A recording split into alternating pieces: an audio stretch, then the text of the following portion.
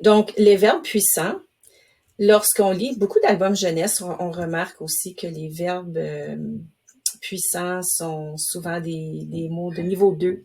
Donc, les élèves, on leur enseigne ce vocabulaire-là parce qu'on veut d'abord qu'ils comprennent nos histoires, mais on veut aussi qu'ils utilisent ces mots-là dans leurs écrits. Alors, c'est important qu'ils le remarquent lorsque l'auteur choisit un mot particulier pour une scène dans l'histoire.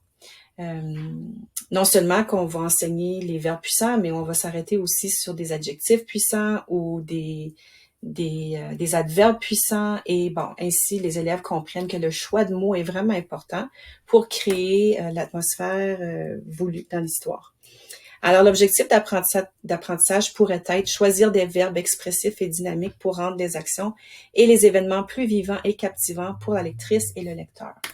Donc, dans notre texte modèle, il y a plusieurs endroits où on peut jouer avec les verbes. Donc, par exemple, lorsque les élèves les enfants, c'est-à-dire, ont grimpé dans le vieux grenier, lorsque Lily a trouvé la boîte ou lorsqu'elle a ouvert la boîte, lorsque les enfants se sont mis à rire.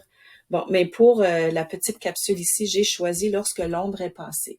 Alors, on pourrait revenir sur le mot l'ombre est passée et dire aux enfants, mais on pourrait le dire autrement avec un mot qui va vraiment dessiner une image dans notre tête, comme par exemple, une ombre peut surgir. Donc, elle peut apparaître soudainement. Une ombre peut se glisser. Donc, c'est un peu différent. On voit une image d'une ombre qui se glisse ou une ombre qui s'allonge ou qui grossit, qui épaissit. Donc, l'ombre se présente de différentes façons et on joue avec ces mots-là pour créer l'image dans notre tête et on fait un choix. Alors, c'est important d'enseigner ça à nos élèves parce que aussi maintenant, ils peuvent aller dans leur texte, aller trouver un endroit où il y a des actions et où il serait intéressant de modifier le verbe pour créer, comme on a dit, une histoire plus expressive et plus fascinante.